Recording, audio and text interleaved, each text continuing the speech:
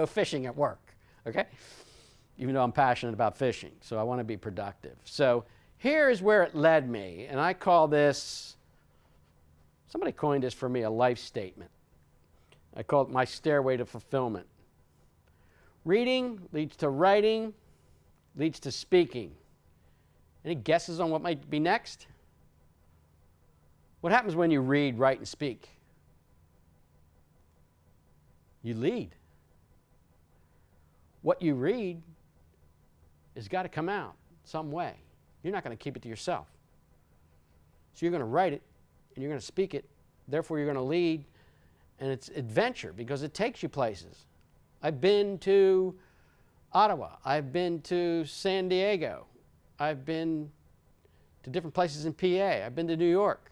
I've been to New Jersey on speaking adventures. A lot of these were free, not free, they were conferences that I didn't get paid to speak, but they were facilities conferences where I spoke on a leadership topic. One was an invite. Somebody paid my way to San Diego.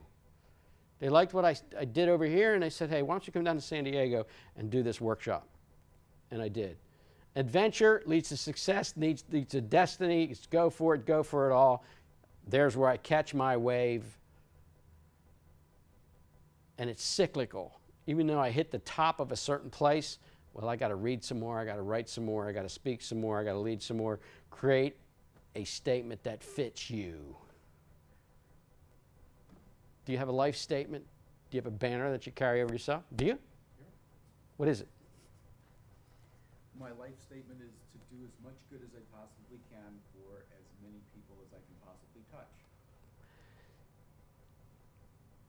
To do as much. To do as much good as I possibly can. To do as much good as I possibly can for as many people as I can possibly touch. Yes. Wow. Take it, that's a tongue twister for me, but he's got it down because he lives it. For as many people as he can possibly touch, doing as much good as he possibly can. One final statement and we'll take a break. That vision, almost whether you act on it or not, specifically will come to pass. If you don't act on it, there's still a good chance it's going to come to pass to some extent. Because you've already cast the vision. Now, if you act on it and take steps to get you there, it's going to come to pass more. I'll give you an example. One example is months ago, I was in a 4-week called the Communication Gym. It was a four-week sessions on mission and vision and how to implement it. And I selected family. How was I going to create this mission and vision for my family? One of the tasks to implement the mission and vision was to have a family meeting. Well, as it goes, the procrastinator, and you don't find the right opportunity, it wasn't happening. But suddenly, out of nowhere, an opportunity came to play in the kitchen around the table where 4 of us sat down and had a family meeting. And I believe it's because I planted the vision, spoke the vision, even though I didn't have a specific action to get to that vision. I had the vision, I saw the opportunity, and I took it, and we had it. So vision's so important. All right. Droopy eyes, wake up. We're going to take a break, get a coffee. A profile of a dynamic leader. Ride a wave of vibrant leadership. We just talked about profile point number 1. Transform yourself to success. And we talked about discovering our passions. We talked about self-assessment. Discovering our passions and doing a self-assessment creates a change, creates a transformation inside that gets us to do what we really want to do when we follow our passions. And interesting enough, Dave Romeo, my collaborator on this conference, has just finished a book called Pursuing Your Passions, which is going to be released this fall. This is his 10th book. Pursuing Your Passions, How to Create a Truly Meaningful Life by Dave Romeo. He's in the Guinness Book of World Records because he caught over 25,000 bass. How's that for you fishermen? Here's another way. He's also talking about pursuing your passions, and I'm sure he's got some things to say differently than I've just said them. Maybe some of the same things, maybe some things said differently, maybe some things I don't say at all. Maybe I need to read his book and figure out how I can pursue my passions further than I have pursued them already. So Dave, we will look for your book this fall, Pursuing Your Passions. And I'm sure by then, Harrisburg Biz Leaders will have a link on our website as to where you can purchase that book. Profile point number 1, we completed. Transform yourself to success. The next profile point, lifelong learning. Fill yourself with a repertoire of learning techniques. A repertoire. And on the picture there, you see this colorful path that leads to a horizon, that leads to a mountain. And I like the word repertoire because it's not just one thing. It can be many things. A repertoire is many things. And it could be like this, the giraffe we looked at that had the coat of many colors. A repertoire of things to put in ourselves so that we can be who we need to be, who we are, so that we can be inspired to be motivated to do what we need to do. We already talked about books. We talked a lot about books. There's videos. We talked about simpletruths.com. 100 or more videos online free. You can buy the books. You can buy their little booklets with the CDs, but you can also get the videos online free, no cost, just like I did. Something to inspire you to be motivated. 2 items, reading books, videos, YouTube videos. In Harrisburg Biz Leaders, we take a select video of a leadership topic, powerful things. And I wish I could show you one here now, but the internet here is a little bit sluggish and we can't get it up. But powerful 1 to 3 minute videos that inspire you. What else is there? What other kinds of things do we put? Talking to other people. Coming to seminars. Going to the seminar I mentioned a bit ago, the Global Leadership Summit that meets in August of this year. If you searched Willow Creek Global Leadership Summit 2012, it'll get you there. It's only $269 for 2 days with at least 10 powerful leaders speaking and teaching us how to lead. An amazing value. It's where I got started in 2004 with my passions. A repertoire. What else do we have? Videos. And I want to show you a video here shortly of a young guy playing a saxophone on America's Got Talent like I never saw anybody play a saxophone before in my life. And what this young man taught me was he is going after it. He is going after it on national television to show his expertise in playing a saxophone like nobody's ever played it. And I looked at his website, and he's got some things on his website. His name's Andrew Beal. He calls himself Andrew, I'm the guy Beal. He inspired me. This young man inspired me. He says he uses his saxophone as a weapon to help people. Not as a weapon to shoot people, but as a weapon against tough things, difficult things that are going to lift people out of where they are. He's got a focus. He's got a mission. A repertoire. So what's your repertoire? Do you have a repertoire? Books? What are you looking for? Are you looking for things on YouTube? Some other amazing books. Thomas Friedman's The World is Flat. That book touched me. Thomas Friedman, I saw him speak in roughly 2006 at a conference. The world is flat. What he taught me was, what he means by the world is flat is in this age of the internet, it's all at your fingertips.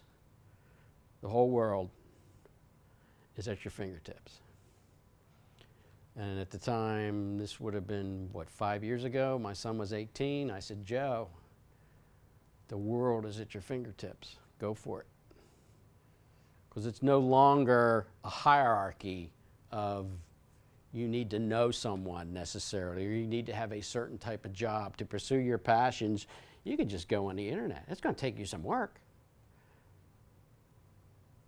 And my stepson, Nick, he's going through some processes right now, some transformation, some change, trying to figure it out. Great talent as a musician. Great creativity. He's not going to go to he's got a degree in psychology, a 4-year degree. He's not going to continue to pursue that, but he's going to pursue his creativity, his passion to be creative, his passion in music. He's starting to post videos on YouTube. And I just encourage him, Nick, you need to go for it. It's right there. Just keep doing it. Figure out how to do it. Learn. Figure out how to do it. The world's at your fingertips. The world is flat. Many books. And you know what? These books stay with you for years. The books, some are books I've read 15, 20 years ago. The concepts are still there. They're still there. As the auditions come to a close, there's just one act left, who's determined the day will end on a high note. Mr. Big, who's the guy, Veal? I think of my saxophone as a weapon for breaking down barriers. I don't have to say a word. I can just play my heart out, and they can feel it. It's contagious. How many people come here and actually have decided in their heart that they want to win? And I do. I do want to win.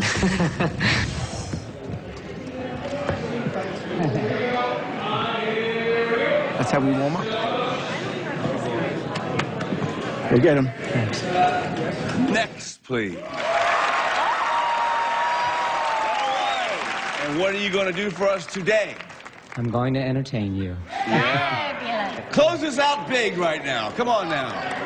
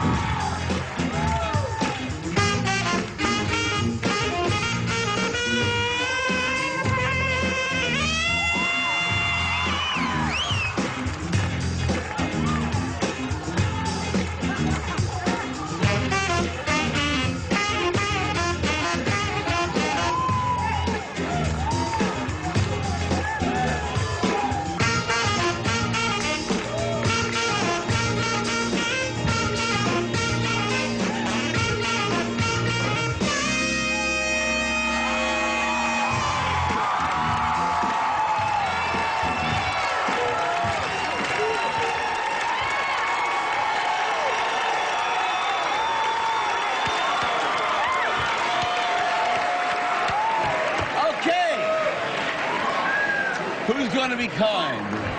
Pierce, are you going to be kind? I think I am, actually, Andrew. I mean, the great thing about you is you look like you should be working as sort of an IT manager somewhere. And then you sort of sprang to life, like someone had injected you with acid or something. It was... And I have genuinely never seen anybody play the sax like that, and I thought it was great fun.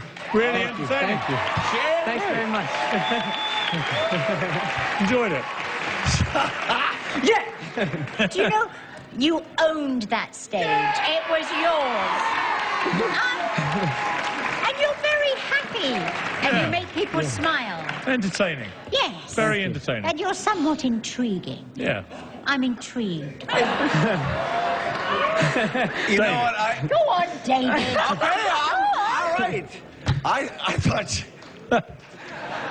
thought you were really funny. Yeah. I mean, seriously, and that's, I mean, I was totally, absolutely entertained.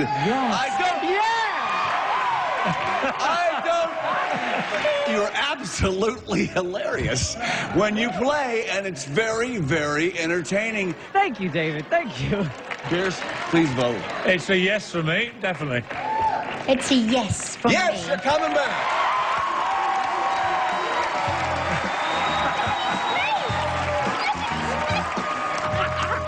Mr. Big, I gotta tell you, you turned out to be Mr. Big Surprise. I have to be totally honest with you. You seem like a really nice guy, but I was thinking backstage, oh, this says no chance, until you started. Yeah. You're phenomenal. Oh, yeah. Dreams come true.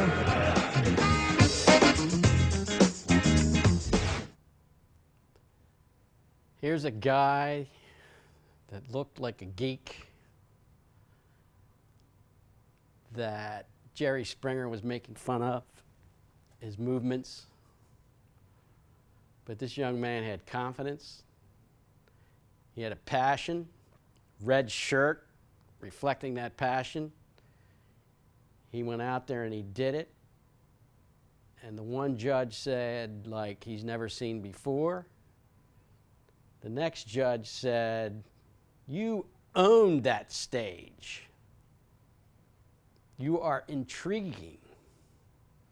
Now, Hasselbeck, I think if he'd have gone first, he'd have probably said something not so smart because he didn't know what to think. But 2 out of 3 really brought it across that this young man had something gone. And he moved like I've never seen anybody move before and played his sax like I've never seen and presented himself like I've never seen, but he went out with the confidence and the passion to do what he does best. Like, wow. And he wowed everybody in that audience. You saw it, everybody in the audience. There was not a disappointed face there. They were working to the music, to the rhythm.